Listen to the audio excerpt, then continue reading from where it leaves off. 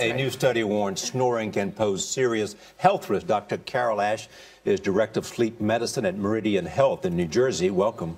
Good morning, Charlie. So what's interesting about this is that you say that it can be as dangerous as smoking or high cholesterol, things that we think of as the worst thing you can do to yourself.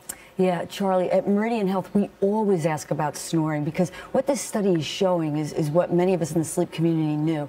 Snoring is causing thickening of the wall of the carotid artery, and that thickening is an indicator of cardiovascular risk.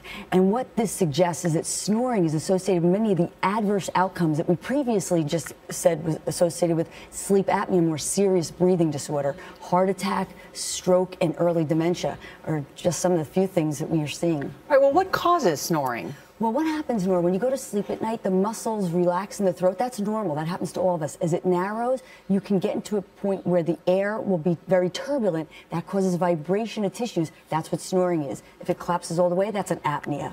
And who snores? Well, you know what, men and women, believe it or not, it's more prevalent than people think, 40 to 60% of people. But it's not just a bad habit, Charlie. We assume, just tell your bed partner if they would just be more considerate and roll over and stop snoring, we could solve this. It is a problem, and there are easy solutions. And not only cardiovascular risk, it affects sexual relationships. You can't have sexual relationships, or at least it's complicated, if you're in separate bedrooms. So it really is a problem, and there's some simple solutions. There's saline that you could use if you have nasal congestion to reduce the inflammation.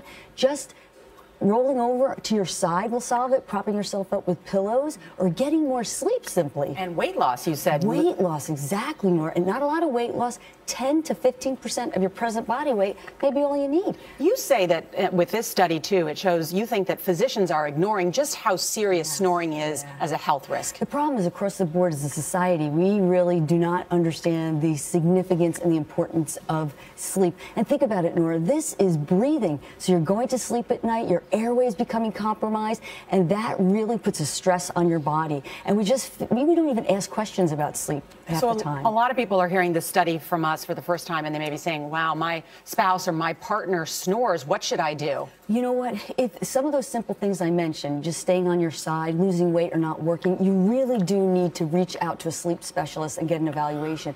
And there may be some simple things, over-the-counter things they can suggest, or you may need to go for a sleep study, or surgical intervention is another option for some. Dr. Ash, thank you so much. My pleasure.